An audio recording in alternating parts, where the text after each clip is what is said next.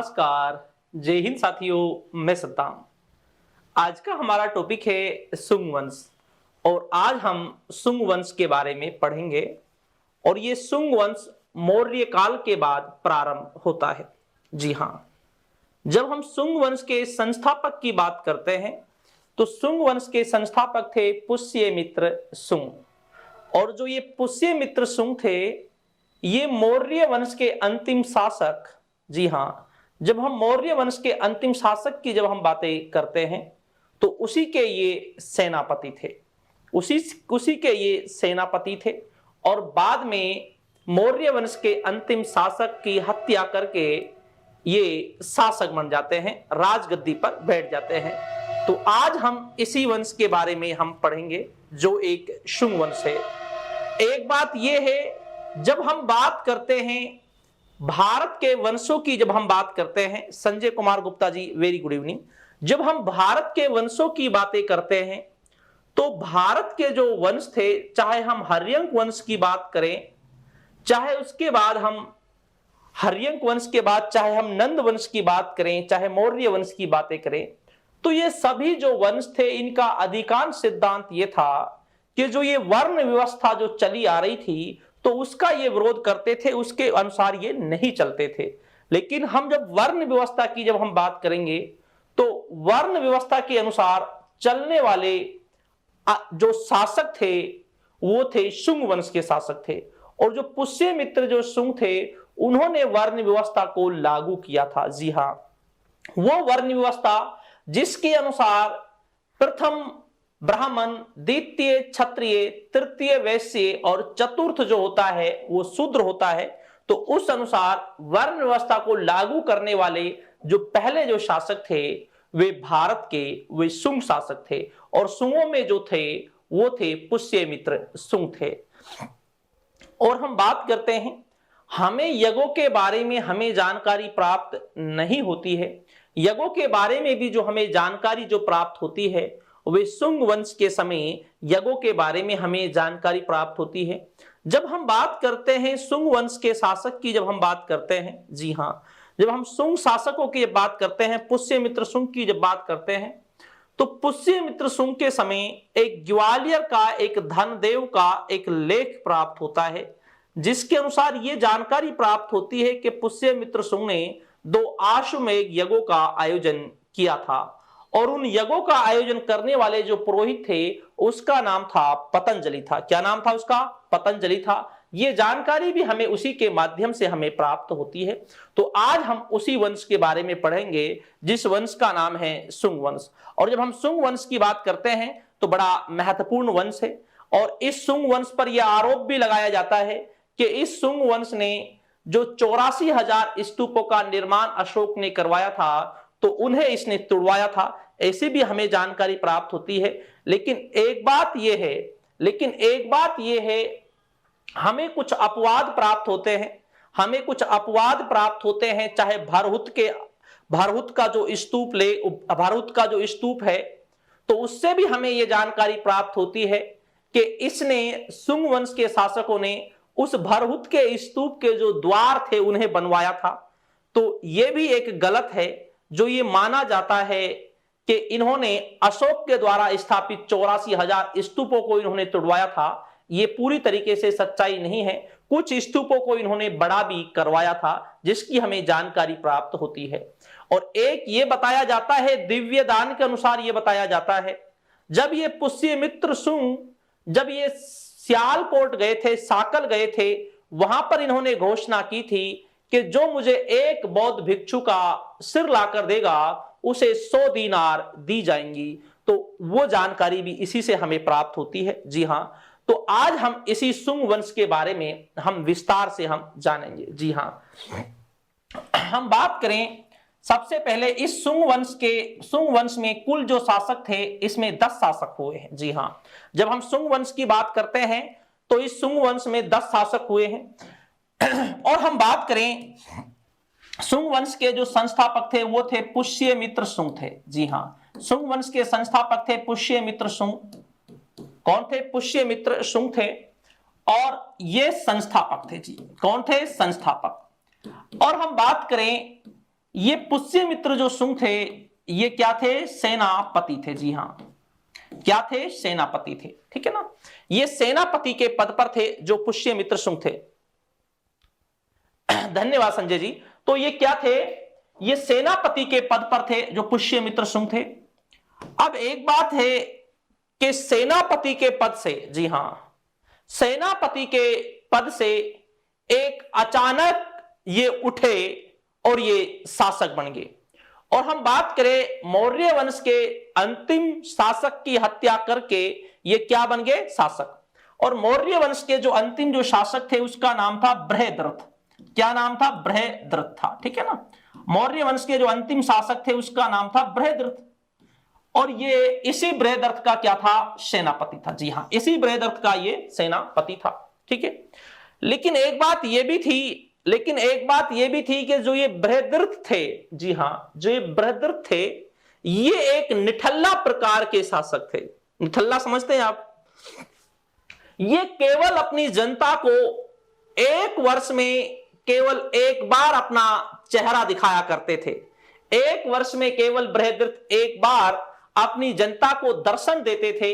बाकी ये ना कभी जनता के सामने आते थे और ना कभी ये सेना के सामने आते थे। मुख्य जो जिम्मेवारी जो उठाते थे वो सेनापति उठाते थे जिसका नाम था पुष्यमित्र सुंग था। अब इस पुष्यमित्र सुंग को ये लगने लगा, जी हां हम बातें करें, अब इस पुष्यमित्र सुंग को ये लगने लगा अगर ऐसे ही व्यवस्था चलती रही और हमारा शासक केवल साल में एक बार जनता को दर्शन देते रहे तो जो राज्य की जो स्थिति है वो बड़ी बेकार हो जाएगी। इसके बाद पुष्यमित्र सुंग ने अब इसका कोई रास्ता निकालना चाहा। अब उसने सोचा कि क्यों ना अब इसका रास्ता निकाला जाए। इसके बाद जब सेना का निरीक्षण करने के लिए आए थे, जब सेना का निरीक्षण करने के लिए आए थे और उसी समय जब ये सेना का निरीक्षण करने के लिए आए थे और उसी समय पुष्यमित्र सुंग ने इस बृहद्रथ की क्या कर दी? हत्या कर दी। जी हां, उसी समय इस बृहद्रथ की हत्या कर दी। और बृहद्रथ की हत्या करने के बाद इन्होंने एक सुंग वंश की स्थापना की। लेकिन एक बात यह भी समझना, जब इन्होंने बृहद्रथ की हत्या की थी पुष्यमित्र सुंग ने, उस समय पुष्यमित्र सुंग का किसी ने कोई विरोध नहीं किया था। जी हां, उस समय पुष्यमित्र सुंग का किसी ने विरोध नहीं किया था। इससे हमें यह भी जानकारी प्राप्त होती है कि जो ये बृहद्रथ थे इससे लोग इतने खुश नहीं थे। इससे हमें यह भी जानकारी प्राप्त होती है कि जो ये बृहद्रथ थे इस बृहद्रथ से लोग बहुत ज्यादा खुश नहीं थे, क्योंकि जब इसकी हत्या की जाती है तो किसी ने भी विरोध नहीं किया। और इसके बाद शासक जो बनेंगे पुष्यमित्र सुंग, इसके बाद शासक बन जाएंगे। अगली बात, ये पुष्यमित्र सुंग तो क्या थे? सेनापति थे। और जैसे ही ये शासक बनते हैं और इस पुष्यमित्र सुंग ने राजा की उपाधि कभी धारण नहीं की थी। केवल पुष्यमित्र सुंग ने जो उपाधि जो धारण की थी, इन्होंने उपाधि सेनानी की धारण की थी। किसकी? सेनानी की उपाधि धारण की थी। जी हां। और अगला था सर्वतात का संकर्षण की उपाधि धारण की थी। जी हां, सर्वतात का संकर्षण की उपाधि धारण की थी। एक उपाधि इन्होंने इन्हें औदभिज भी कहा जाता है। औदभिज बोलते हैं कमल का फूल को, जो फूल अचानक खिलने वाला होता है उसे औदभिज बोलते हैं, तो इसे औदभिज भी कहा जाता है। जी हां, एक अचानक उठने वाले। तो कभी इन्होंने शासक की उपाधि धारण नहीं की, केवल सेनानी की उपाधि धारण की थी और उसी के माध्यम से अपना काम चलाया था। जी हां, धन्यवाद संजय जी, धन्यवाद जी। तो इसी से इन्होंने काम चलाया था। अब आप समझना, अब शासक बन जाते हैं कौन? पुष्यमित्र सुंग शासक बन जाते हैं। लेकिन एक बात और समझना आप लोग, पुष्यमित्र सुंग के लिए इस बृहद्रथ की हत्या करना इसके लिए जरूरी था, ऐसा माना जाता है। पता है जरूरी क्यों था? हमें जो पतंजलि थे, पतंजलि के महाभाष्य से और हमें कालिदास के मालविका अग्निमित्रम के माध्यम से यह जानकारी प्राप्त होती है, इस समय यवन आक्रमणकारियों ने भी आक्रमण किया था। जी हां, इस समय यवन आक्रमणकारियों ने भी आक्रमण किया था। और जब यवन आक्रमणकारियों ने जब आक्रमण किया था तो उस समय होता क्या है, इन्हें लगा था, पुष्यमित्र शुंग को लगा था कि जो ये यवन आक्रमणकारी हैं जिन्होंने आक्रमण किया है, अगर हमारे देश की स्थिति सही नहीं होगी, अगर हमारा शासक मजबूत नहीं होगा तो ये यवन यहां पर विजय प्राप्त कर लेंगे। और इसीलिए अपने शासक से ये पुष्यमित्र शुंग छुटकारा भी पाना चाहते थे। अलग अलग मत हैं, अलग अलग विचार हैं, लेकिन जैसा भी है, ठीक है ना। अब हमारा शासक बन जाता है पुष्यमित्र शुंग। जी हां, अब शासक बन जाते हैं पुष्यमित्र शुंग, शासक बन जाते हैं। जी, शासक बन गए पुष्यमित्र शुंग। अब जो ये पुष्यमित्र शुंग है, पुष्यमित्र शुंग है, शासक बनने के बाद इन्होंने क्या किया, ठीक है ना। शासक बनने के बाद इन्होंने क्या किया, इन्होंने नंबर पहला इन्होंने क्या किया था, वर्ण व्यवस्था को लागू किया। किसको? वर्ण व्यवस्था को, वर्ण व्यवस्था को लागू किया। यहां पर महत्वपूर्ण है, यहां पर बड़ा महत्वपूर्ण पॉइंट है। वर्ण व्यवस्था को लागू करने वाले भारत के पहले शासक जो थे उसका नाम था पुष्यमित्र शुंग। क्या नाम था? पुष्यमित्र शुंग। इसने वर्ण व्यवस्था को लागू किया। वर्ण व्यवस्था की जब हम बात करते हैं तो जो भारत का जो समाज पहले से जो 4 भागों में चला आ रहा था, नंबर पहला ब्राह्मण है, नंबर दूसरा क्षत्रिय है, नंबर तीसरा वैश्य है, नंबर चौथा शूद्र है। जो ये भारत का समाज पहले से ही 4 भागों में विभाजित था, 4 वर्णों में, और इस पुष्यमित्र शुंग ने इस समाज को पुनः 4 भागों में विभाजित कर दिया। जैसा जिसका वर्ण था उसके लिए पुष्यमित्र शुंग ने वही काम सौंप दिया। जी हां, और इस वर्ण व्यवस्था को लागू करने वाले पहले भारत के शासक थे पुष्यमित्र शुंग, और वंश का नाम था शुंग वंश। और दूसरी बार इस वर्ण व्यवस्था को जो लागू किया था वो सातवाहन शासकों ने इसे लागू किया था। ठीक है, अगला हम बातें करें। पुष्यमित्र शुंग ने 2 आश्वमेध यज्ञ किए। 2 आश्वमेध यज्ञ का आयोजन किया, यज्ञ का आयोजन किया। कितने? 2 आश्वमेध यज्ञ का आयोजन किया था पुष्यमित्र शुंग ने। जी हां, 2 आश्वमेध यज्ञ का आयोजन किया पुष्यमित्र शुंग ने। अब पुष्यमित्र शुंग ने जब 2 आश्वमेध यज्ञों का आयोजन किया था, इसकी जानकारी हमें धनदेव के, इसकी जानकारी हमें धनदेव के ग्वालियर अभिलेख से प्राप्त होती है। ग्वालियर अभिलेख से प्राप्त होती है। जी हां, धनदेव के ग्वालियर अभिलेख से इसकी जानकारी हमें प्राप्त होती है। ठीक है ना। गीता जी नमस्कार और गुड इवनिंग। तो हमें इसकी जानकारी धनदेव के ग्वालियर अभिलेख से प्राप्त होती है। जी हां, किसका आयोजन किया? 2 आश्वमेध यज्ञों का आयोजन किया। और एक बात और समझना, अगर हम किसी शासक की बात करें, शासकों के बारे में पहली बार जो लिखित जो जानकारी प्राप्त होती है, जी हां, पहली बार जो लिखित जो जानकारी प्राप्त होती है आश्वमेध यज्ञों की, वो जानकारी प्राप्त होती है धनदेव के ग्वालियर अभिलेख से, और पुष्यमित्र शुंग ने कराए थे। अब अगली बात, अब जो इन्हें कराने वाले थे, इन यज्ञों को आयोजन कराने वाले थे, उसका नाम था पतंजलि था। क्या नाम था? पतंजलि था। ये जो पतंजलि जो है, ये पुष्यमित्र शुंग का क्या था? पुरोहित था। क्या था? पुरोहित था। और अगली बात यह है, इसी पतंजलि ने इन दोनों आश्वमेध यज्ञों का आयोजन कंप्लीट करवाया था। और जो एक पंडित था, जो पुरोहित था, उसका नाम था पतंजलि था। जी हां, और ये वही पतंजलि है जो योग से संबंधित है। किससे संबंधित है? योग से संबंधित है ये पतंजलि। और जब हम पतंजलि की बात करते हैं तो इन्होंने महाभाष्य नामक ग्रंथ की रचना की थी। महाभाष्य नामक ग्रंथ की रचना की थी इन पतंजलि ने। जी हां, और ये इसी के समय थे। ठीक है, अब 2 आश्वमेध यज्ञ का आयोजन की भी हमें जानकारी प्राप्त होती है। और हम बात करें, अब एक बात यह थी भाई, जो ये 2 आश्वमेध यज्ञों का आयोजन जो कराया है, ये किस खुशी में कराया होगा? ये प्रश्न दिमाग में उठता है, किस खुशी में कराया गया होगा? तो हम बात करें, ऐसा माना जाता है पतंजलि के महाभाष्य के अनुसार और मालविका अग्निमित्रम जो कालिदास का ग्रंथ है, नाटक है, उसके माध्यम से जानकारी प्राप्त होती है। इस समय यवन आक्रमणकारियों ने आक्रमण किया था। किसने? यवन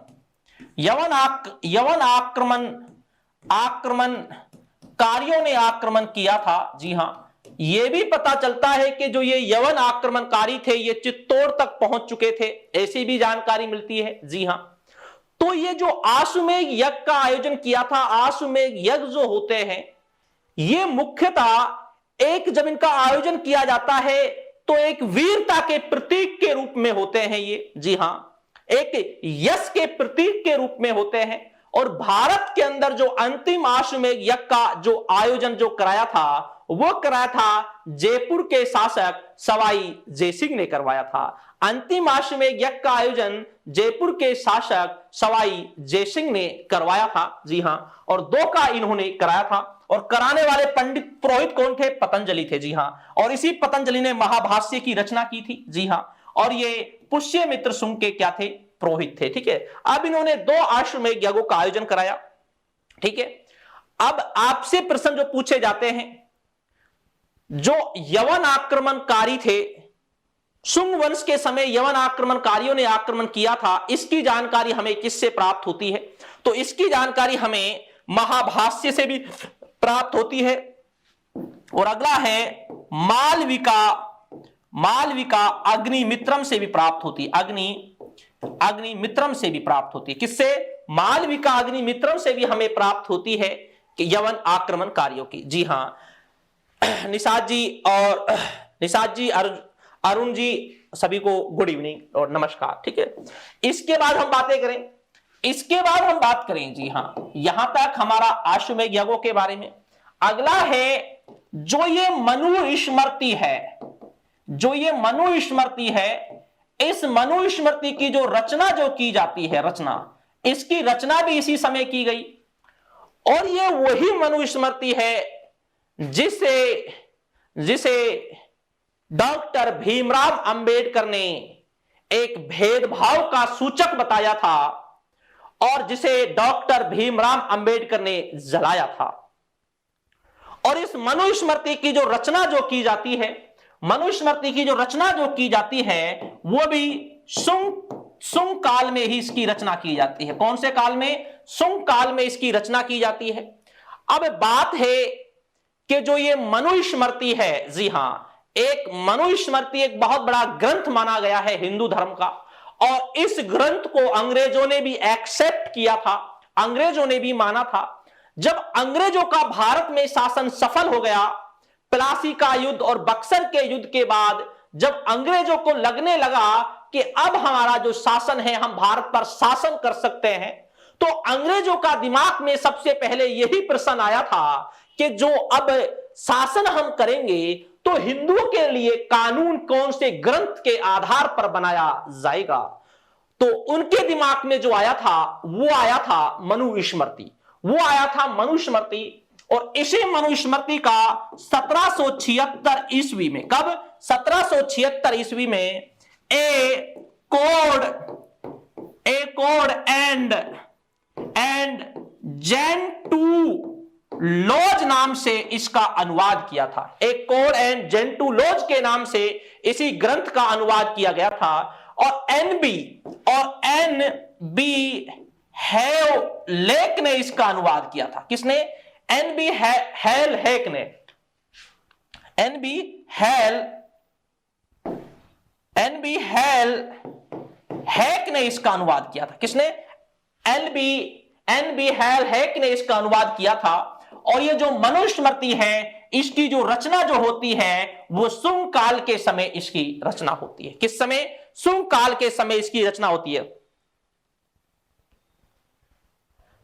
जी, ये पतंजलि के समकालीन ही है। पतंजलि के समकालीन क्या, इसी समय पतंजलि थे जो एक पुरोहित थे, योग से संबंधित थे, और मनुस्मृति की रचना इसी समय की जाती है।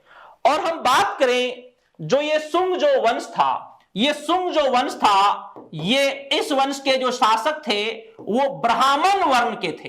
कौन से वर्ण के थे? ब्राह्मण वर्ण के थे जो इस वंश के शासक थे। एक बात यह भी है, रटने का नहीं है, समझने का है। जो शासक वर्ण व्यवस्था स्थापित करेगा तो वो उच्च वर्ण का होगा।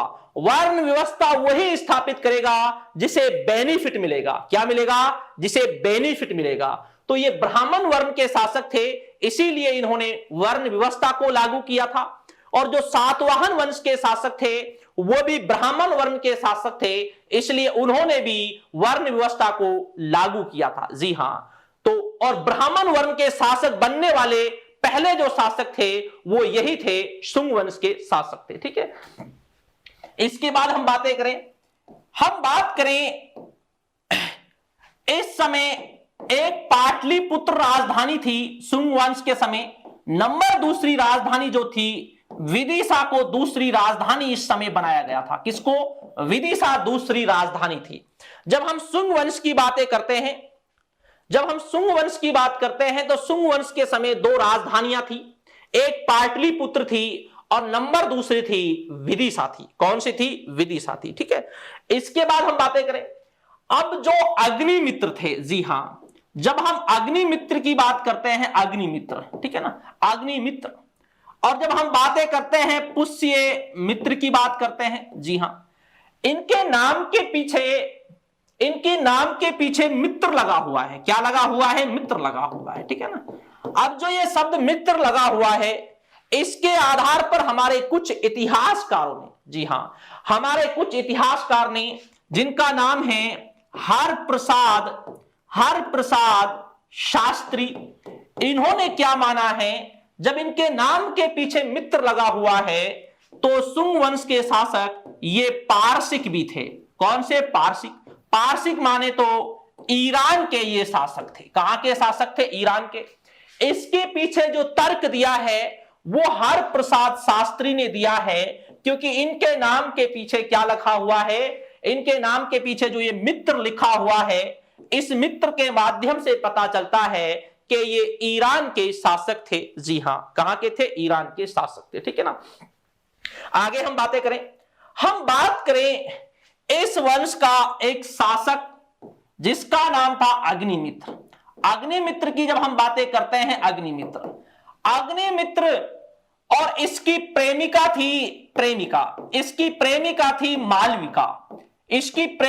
थी मालविका। जी हां, मालविका इसकी प्रेमिका थी। और ये मालविका जो थी ये विदर्भ की थी। कहां की थी? विदर्भ की। ठीक है ना, विदर्भ की। और मालविका का जो भाई था उसका नाम था माधव सेन। मालविका के भाई का नाम क्या था? माधव सेन। और जो ये माधव सेन थे, जी हां, जो ये माधव सेन थे, ये माधव सेन अग्निमित्र के बड़े अच्छे मित्र थे। जी हां, और विदर्भ के शासक थे यज्ञसेन। और इस यज्ञसेन से अग्निमित्र का संघर्ष काफी पुराना था, जो एक संघर्ष काफी पुराना चला आ रहा था। काफी पुराना संघर्ष था जो वो संघर्ष चला आ रहा था। इसके बाद अब जो यज्ञसेन था, इसको लगने लगा था जो मेरा चचेरा भाई है, और चचेरा भाई कौन है? माधव सेन है। ये मेरा चचेरा भाई जो माधव सेन है, ये अग्निमित्र से मिलते हैं। किससे मिलते हैं? अग्निमित्र से मिलते हैं। इसके बाद यज्ञसेन ने क्या किया? इस माधव सेन पर रोक लगा दी कि आप अग्निमित्र से ना मिला करें, और जहां तक इसे नजरबंद कर दिया। इसके बाद होता यह है, जब अग्निमित्र को पता चलता है तो ऐसा होता है, अग्निमित्र ने यज्ञसेन के साम्राज्य पर आक्रमण किया जो विदर्भ के शासक थे, और यज्ञसेन की यहां पर पराजय होती है। और जब यज्ञसेन की पराजय होती है और इस विदर्भ को इसने अग्निमित्र ने दो भागों में बांट दिया। एक माधव सेन के लिए दे दिया और एक यज्ञसेन के लिए दे दिया। दो भागों में बांट दिया था। और जो ये मालविका थी, ये विदर्भ की राजकुमारी थी, विदर्भ से संबंधित थी, और ये बाद में इसी अग्निमित्र की क्या बनती है? पत्नी बनती है। और इनके प्रेम के आधार पर, इन दोनों के प्रेम के आधार पर कालिदास ने एक नाटक लिखा है। इन दोनों के प्रेम के आधार पर कालिदास ने एक नाटक लिखा है जिसका नाम है मालविका। मालविका, मालविका अग्निमित्रम। मालविका अग्निमित्रम जो नाटक है, इन दोनों के प्रेम के आधार पर लिखा गया है जी। यस यस गीता जी, बिल्कुल। तो मालविका अग्निमित्रम जो है, इस नाटक से इनके प्रेम के बारे में भी हमें पता चलता है जी हां। और कभी कभी प्रश्न ऐसा पूछ लिया जाता है, कालिदास के कौन से नाटक से शुंग वंश की जानकारी प्राप्त होती है? ऐसा प्रश्न भी आपसे पूछ लिया जाता है, भाई कौन से नाटक है जिससे शुंग वंश की जानकारी प्राप्त होती है? तो याद रखना, कालिदास का नाटक मालविका अग्निमित्रम के माध्यम से हमें शुंग वंश की जानकारी प्राप्त होती है। किसकी? शुंग वंश की हमें जानकारी प्राप्त होती है। और इसके बाद ऐसा पूछ लिया जाता है कि ये मालविका कहां से थी? ये विदर्भ से थी। और अग्निमित्र ने, आपकी जानकारी के लिए मैं बता रहा था, अग्निमित्र ने विदर्भ को भी जीत लिया था और विदर्भ के जो शासक यज्ञसेन थे इसे पराजित किया था। और यज्ञसेन का चचेरा भाई था माधव सेन, जो मालविका के भाई थे, इसको भी फिर साम्राज्य का हिस्सा इसने दे दिया था। ठीक है, हम बातें करें, ऐसा माना जाता है दिव्या दान के अनुसार, जो बौद्ध धर्म का ग्रंथ है, इस ग्रंथ के अनुसार ऐसा माना जाता है जो 84,000 स्तूपों का निर्माण, जो 84,000 स्तूपों का निर्माण जो अशोक ने कराया था। जी हां, दिव्य दान के अनुसार यह माना जाता है जो 84,000 स्तूपों का निर्माण जो किसने कराया था? अशोक ने कराया था। उन स्तूपों को पुष्यमित्र शुंग ने, उन स्तूपों को पुष्यमित्र शुंग ने क्या कर दिया? तुड़वा दिया। ऐसी जानकारी प्राप्त होती है। ठीक है ना। और यह दिव्य दान यह दिखाने की कोशिश करता है कि जो पुष्यमित्र जो शासक थे वो बौद्ध धर्म के विरोधी थे। किसके? बौद्ध धर्म के विरोधी थे, ऐसा दिखाने की कोशिश करता है दिव्य दान। ठीक है ना, ऐसा दिखाने की कोशिश करता है, लेकिन ऐसा नहीं था। हम बात करें जो सांची का स्तूप था, सांची का स्तूप का आकार बढ़ाया। किसने बढ़ाया? सांची का स्तूप का आकार जो बढ़वाया था वो पुष्यमित्र शुंग ने बढ़वाया था। जी हां, किसने बढ़वाया था? पुष्यमित्र शुंग ने बढ़वाया था। सांची के स्तूप का आकार भी बढ़वाया था। अगला है जो भरहुत का स्तूप है, जो भरहुत का स्तूप है, इसके द्वार बनवाए, इसके द्वार भी इन्होंने बनवाए हैं शुंग शासकों ने। कौन से? भरहुत का स्तूप। और ये जो भरहुत का स्तूप है, इससे तो यह भी पता चलता है एक धनभूति एक शासक हैं शुंग वंश के, उसका इसके द्वार से नाम भी प्राप्त होता है।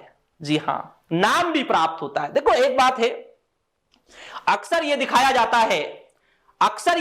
जाता है कि जो ये शुंग वंश था ये बौद्ध धर्म का बहुत ज्यादा विरोधी था, लेकिन ऐसा नहीं था, अपवाद भी है। और हम जिस लेवल की हम बातें करते हैं, हम केवल यहां पर यह घोषणा नहीं कर सकते कि 84,000 स्तूपों को तुड़वाया था पुष्यमित्र शुंग ने। यह तो एक ग्रंथ में कहा गया है और ये बौद्ध धर्म वाले दिखाने की कोशिश करते हैं कि शुंग शासक हमारे विरोधी थे, लेकिन ऐसा नहीं था, क्योंकि इन्होंने स्तूपों का निर्माण भी करवाया है, स्तूपों का आकार भी बढ़वाया है। जी हां, जैसे भरहुत का स्तूप है, और भरहुत के स्तूप से मैं आपके लिए एक और अच्छी जानकारी दे देता हूं। भरहुत के स्तूप के जो द्वार है, जी हां, जो इसके द्वार हैं, इन पर जो पत्थर लगे हुए थे बड़े बड़े, जी हां, उन पर चित्र बने हुए हैं, और उन पर वो प्रतीक चिन्ह बने हुए हैं जो महात्मा बुद्ध के जीवन से संबंधित है। और इसके प्रवेश द्वारों से हम ये कह सकते हैं, इसके प्रवेश द्वारों से महात्मा बुद्ध के बारे में, महात्मा बुद्ध के बारे में, जी हां, महात्मा बुद्ध के बारे में जानकारी मिलती है, जानकारी मिलती है। जी हां, कौन से मिलती है? भरहुत के स्तूप से मिलती है, उसके द्वारों से जानकारी मिलती है। जी हां, तो ये जिसे हम जातक ग्रंथ भी कहते हैं, जो जातक ग्रंथ हैं जिनसे महात्मा बुद्ध के पुनर्जन्म की जानकारी प्राप्त होती है, उसी तरीके से इस भरहुत के स्तूप के प्रवेश द्वारों से महात्मा बुद्ध के बारे में हमें बड़ी विस्तृत जानकारी प्राप्त होती है, बड़ी विस्तृत जानकारी प्राप्त होती है। तो इसका भी इन्होंने आकार को क्या किया था? बढ़वाया था। जी हां, ठीक है ना।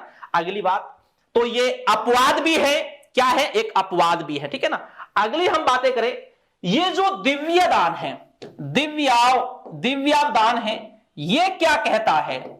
ये क्या कहता है? ये कहता है कि पुष्यमित्र सुंग साकल में गया। साकल बोले तो सियालकोट, ये सियालकोट में गए पुष्यमित्र सुंग, और सियालकोट में पुष्यमित्र सुंग ने क्या घोषणा की थी?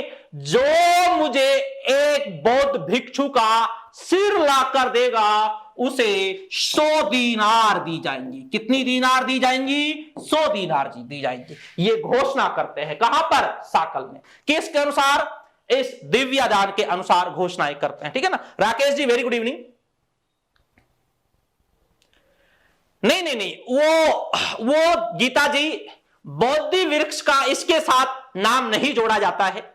बौद्धि वृक्ष को जो तुड़वाया था वो बाद में तुड़वाया गया है। बौद्धि वृक्ष को जो तुड़वाया था वो शशांक ने कटवाया था, ठीक है ना। बौद्धि वृक्ष को शशांक ने कटवाया था। जी हां, जो शैव संप्रदाय से थे, शशांक, वो शशांक जिसका हर्षवर्धन से भी जिसका संघर्ष हुआ था, ठीक है। ये याद रखना आपको। यहां पर हम बौद्धि वृक्ष नहीं कनेक्ट करेंगे क्योंकि बौद्धि वृक्ष को शशांक ने कटवाया है, ठीक है ना। याद रखना वो बात, यहां पर बौद्धि वृक्ष कनेक्ट नहीं करेंगे हम, ठीक है।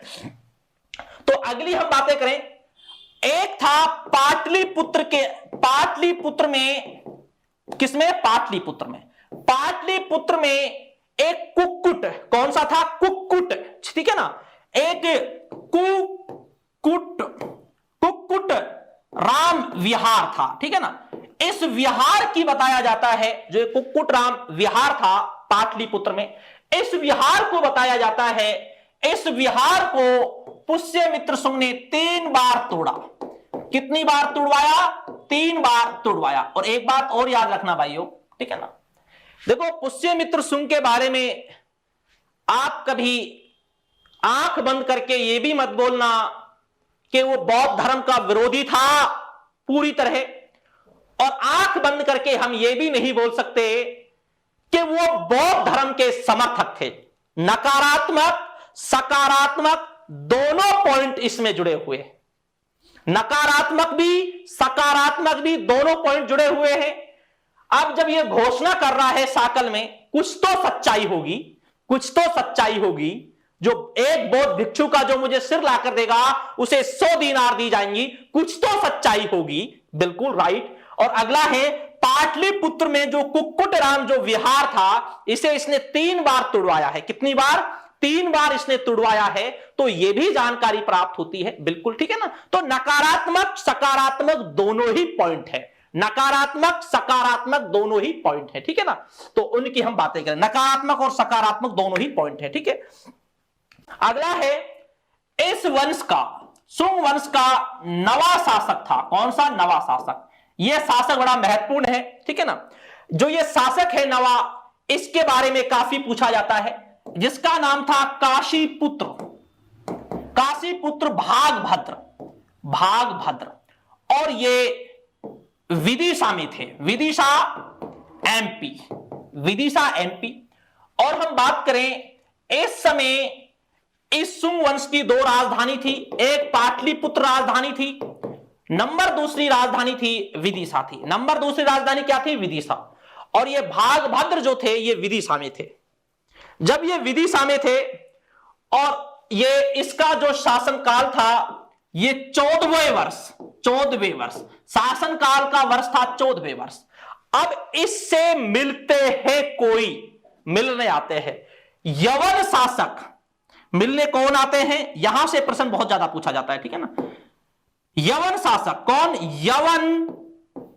यवन शासक एंटियाल किड्स, एंटियाल्स किड्स, एंटियाल किड्स का राजदूत, एंटियाल किड्स का राजदूत कौन आते हैं, राजदूत आते हैं जिसका नाम था हेलियोडोरस, हेलियोडोरस, ये हेलियोडोरस आते हैं इसके समय, कौन आते हैं, हेलियोडोरस।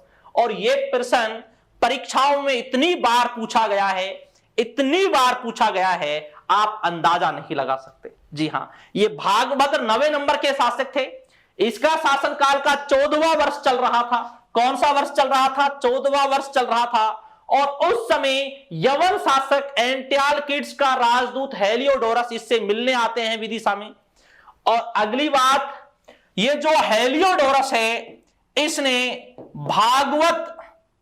भागवत संप्रदाय, जिसे हम वैष्णव भी बोलते हैं, उसे स्वीकार कर लिया। कौन से संप्रदाय को स्वीकार कर लिया, वैष्णव संप्रदाय को इसने स्वीकार कर लिया।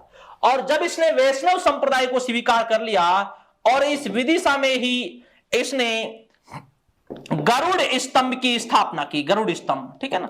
हम बोल सकते हैं यहां पर जो पंचरत्न हैं जो भागवत के, उनके इसने यहां पर मूर्तियां स्थापित कराई थी जी, गरुड़ स्तंभ की स्थापना, बिल्कुल जी बिल्कुल। और ये गरुड़ जो है बाज के आकार का जो गरुड़ होता है उसी आकार का वैसा इसने स्तंभ बनाया था। और जो ये गरुड़ है ये भागवत संप्रदाय से संबंधित है। किससे है, भागवत संप्रदाय से संबंधित है। और यहीं पर इसने स्थापना कराई थी।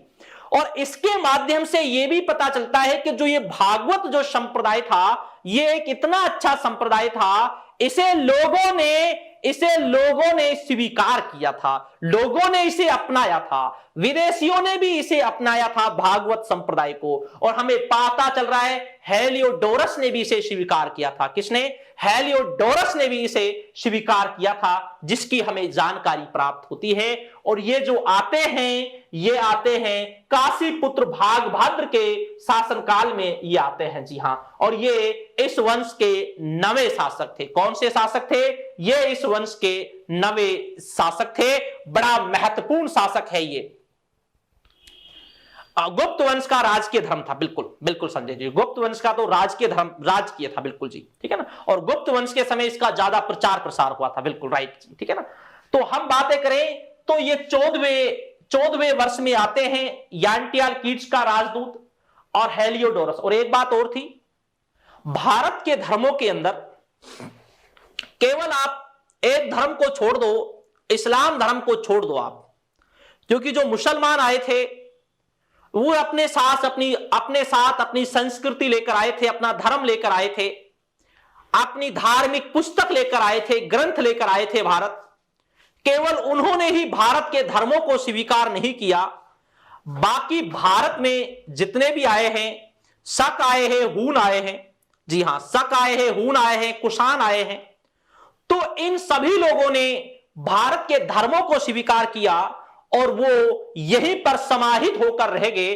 केवल मुसलमानों को छोड़कर बाकी सभी यहीं पर समाहित होकर रह गए थे। जी हां, तो यहां पर जो हेलियोडोरस थे इसने भी भागवत संप्रदाय को स्वीकार कर लिया, एक्सेप्ट कर लिया, ठीक है। इसके बाद हम बातें करें इस वंश का जो प्रथम जो शासक था वो था पुष्यमित्र शुंग था। कौन था, पुष्यमित्र शुंग था, जी हां। और 10वां जो शासक था देवभूति था। कौन था, देवभूति, ठीक है ना। देवभूति 10वां शासक था। और हम बात करें 75 ईसा पूर्व में देवभूति की हत्या कर कण्व वंश की स्थापना हुई, कण्व वंश की स्थापना हुई जी, स्थापना। और ये किसने की, वासुदेव ने की, ठीक है ना। एक बात और समझना, एक बार परीक्षा में पूछा गया था वह कौन सा वंश था जिसकी स्थापना शासक की हत्या करके की जाती है और जिसका अंत भी हत्या के माध्यम से होता है। और वो वंश है सुंग वंश, क्योंकि इसकी जो शुरुआत होती है, इसके जो शासक थे पुष्यमित्र सुंग, उसने बृहद्रथ की हत्या करके सुंग वंश की स्थापना की थी, और इस वंश का जो अंत होता है वो भी इस वंश के शासक की हत्या करके इसका वंश अंत होता है सुंग वंश का, और इसके बाद कण्व वंश की स्थापना हो जाती है। लेकिन ये जो सुंग वंश है, इसे किस वजह से जाना जाता है, महत्वपूर्ण चीजें है ये। पहली बात यह है कि वर्ण व्यवस्था को इसी ने स्थापित किया था। जी हां, मनुस्मृति इसी समय लिखी गई थी, पतंजलि इसी समय थे, और पतंजलि ने महाभाष्य की रचना की, योग की स्थापना इसी समय होती है, योग की उत्पत्ति भी। और हम बात करें, इसी समय यज्ञों के बारे में जानकारी प्राप्त होती है। धनदेव के ग्वालियर अभिलेख से हमें पता चलता है कि पुष्यमित्र सुंग ने 2 अश्वमेध यज्ञ का आयोजन किया था, और उन यज्ञों का आयोजन कराने वाले पुरोहित का नाम क्या था, पतंजलि था। पुरोहित का नाम क्या था, पतंजलि था। तो और हम बात करें, इसने जो पुष्यमित्र सुंग थे, इसने कुक्कुटूराम विहार को इसने 3 बार तुड़वाया था। साकल में इन्होंने घोषणा की थी, जो मुझे एक बौद्ध भिक्षु का सिर लाकर देगा उसे 100 दीनार इनाम में दी जाएंगी। लेकिन इन्होंने, जब हम बात करते हैं भरहुत की बात करें, जब हम सांची के स्तूपों की बातें करें, तो भरहुत जो सांची के स्तूप थे, भरहुत और जो सांची के स्तूप थे, इन्हीं भरहुत की तो इन्होंने इसके प्रवेश द्वार थे वो बनवाए थे। सांची की जब बात करते हैं तो इसका इसने आकार बढ़ाया था, और पाषाण की दीवार बनवाई थी। किसकी? पाषाण की दीवार बनवाई थी, जिसे 4 दीवारी भी कहा जाता है। क्या कहा जाता है? 4 दीवारी कहा जाता है, क्योंकि मौर्य शासकों ने इन स्तूपों की जो दीवारें बनाई थी, वो किसकी बनाई थी? वो लकड़ी की बनाई थी। मौर्य शासकों ने इन स्तूपों की जो 4 दीवारी की थी वो लकड़ी से की थी। पत्थर से 4 दीवारी जो की थी वो सुंग शासकों ने की थी। ऐसा नहीं था, इन्होंने इन स्तूपों की पुनः मरम्मतें भी कराई थी, इनका आकार भी बढ़वाया था। नकारात्मक और सकारात्मक दोनों हमारे पास पॉइंट है। जी हां, नकारात्मक और सकारात्मक दोनों ही हमारे पास पॉइंट है। ये नहीं कह सकते हम कि इन्होंने सारा काम नकारात्मक किया था, कुछ अच्छा काम भी इन्होंने किया था। तो जो हमें जानकारी प्राप्त होती है, तो आज का जो हमारा एक वंश था वो था सुंग वंश था, जिन्होंने जो ब्राह्मण वर्ण के थे, ब्राह्मण वर्ण को मारने वाले ये पहले शासक थे। और दूसरे शासक पाटलिपुत्र के जो थे, ब्राह्मण वर्ण को मानने वाले थे, वो थे सातवाहन शासक थे, और ये पहले शासक थे जो ब्राह्मण वर्ण को मानने वाले थे। और इन्होंने ही क्या किया था? वर्ण व्यवस्था को लागू किया था। जी हां, इन्होंने ही वर्ण व्यवस्था को लागू किया था। तो यही था आज का हमारा टॉपिक, जो था वो सुंग वंश से ही हमारा संबंधित था। तो ठीक दोस्तों, शुक्रिया, धन्यवाद, और जय हिंद और गुड इवनिंग।